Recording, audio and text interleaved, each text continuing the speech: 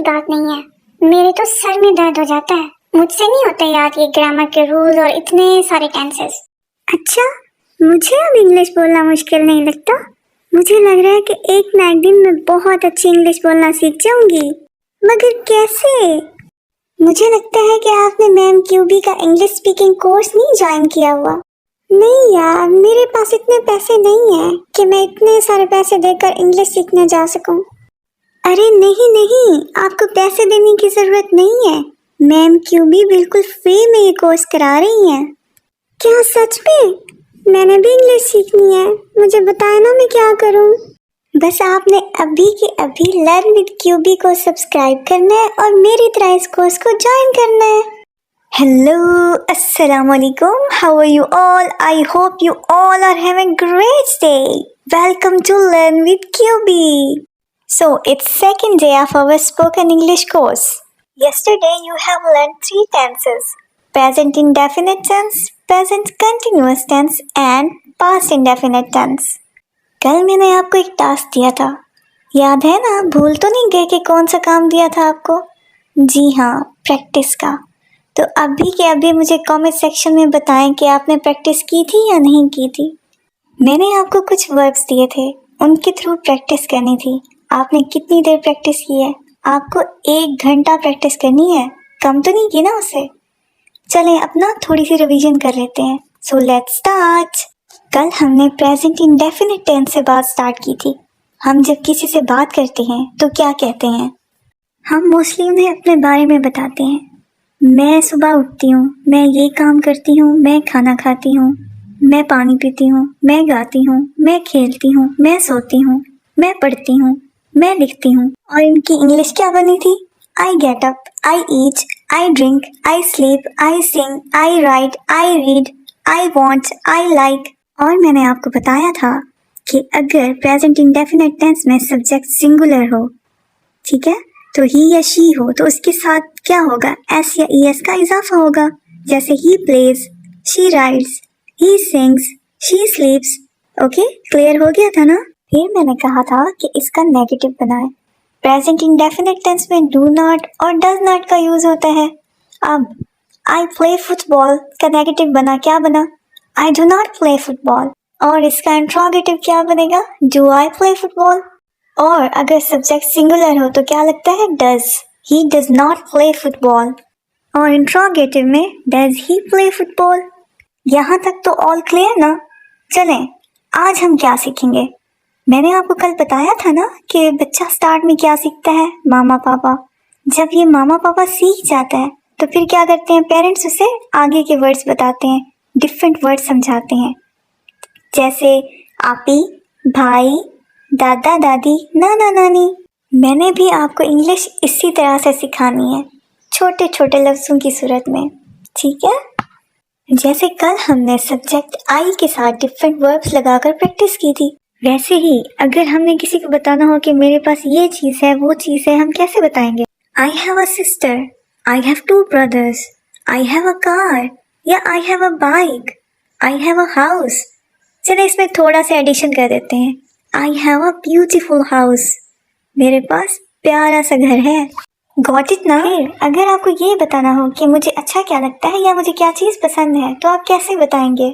पसंद करना की इंग्लिश तो आप सबको आती होगी, क्या होती है? लाइक करना। मुझे फुटबॉल खेलना पसंद है। आई लाइक, क्या आएगा? फुटबॉल। नहीं, मुझे फुटबॉल खेलना पसंद है। I like play football. ये सेंटेंस अजीब नहीं लग रहा? अधूरा अधूरा लग रहा है ना? आपने क्या करना है? अपने लाइक के बाद टू लगा देना है। I like to play football. अब ये सेंटेंस ठीक लग रहा है ना? मगर एक और प्रॉब्लम है। अगर हम किसी से कहते हैं आई लाइक टू रीड, वो कहेगा ना कि मान लिया कि पढ़ना पसंद है, मगर क्या पढ़ना पसंद है? आपको अब पूरी बात इंग्लिश में बतानी है। I like to read books, I like to read novels, I like to play football, I like to sing a song, I like to eat fast food. Fast food का मतलब तो पता है ना आपको? ये बर्गर, पिज्ज़ा, सैंडविच वगैरह।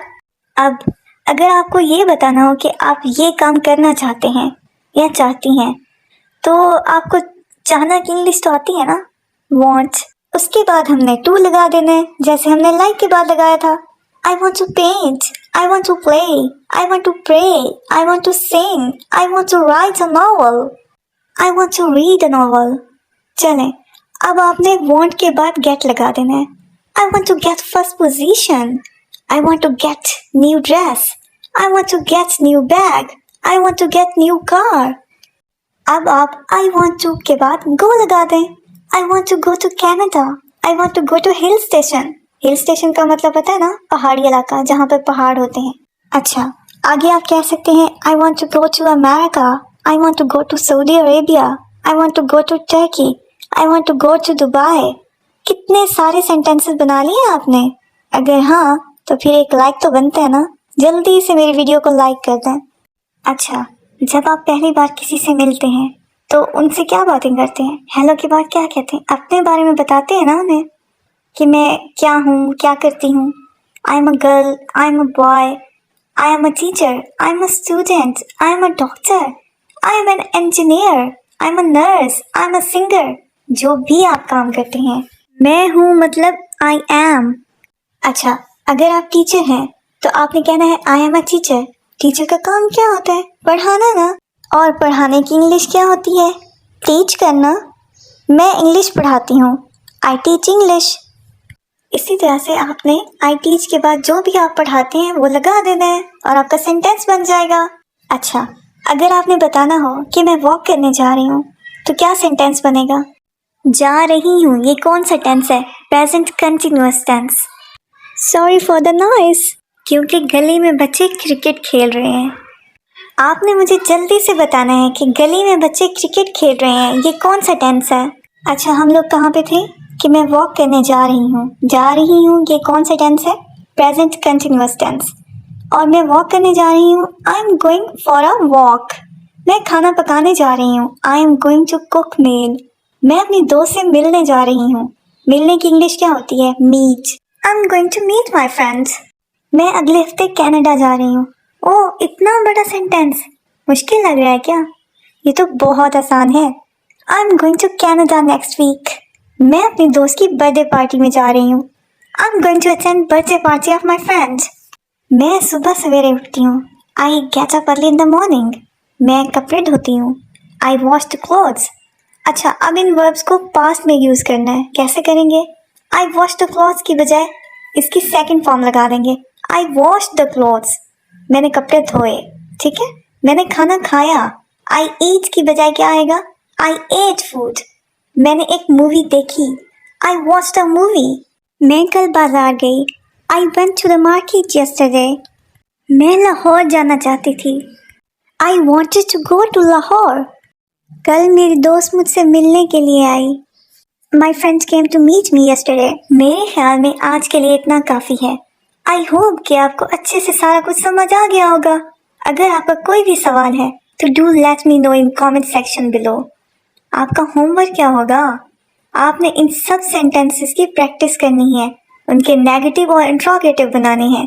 आप ऐसा करें, एक डायरी ले लें, उसके ऊपर सारे सेंटेंसेस बना लें और फिर इन सेंटेंसेस को डेली 1 घंटा प्रैक्टिस करें. अगर आप अकेले रहते हैं तो अकेले ही ये फिक्रे दोहराते रहें, और अगर आपके घर में फैमिली मेम्बर्स हैं तो उनके साथ ये फिक्रे बोलते रहें. बस आपने परेशान नहीं होना. आई होप कि आपको अब इंग्लिश बोलना मुश्किल नहीं लग रहा होगा. So that's it for today's video. I hope this video was helpful for you. If yes, then subscribe my channel immediately. And don't forget to give it a big thumbs up. Do share this video with your friends and tell them that you are learning English so easily. See you later.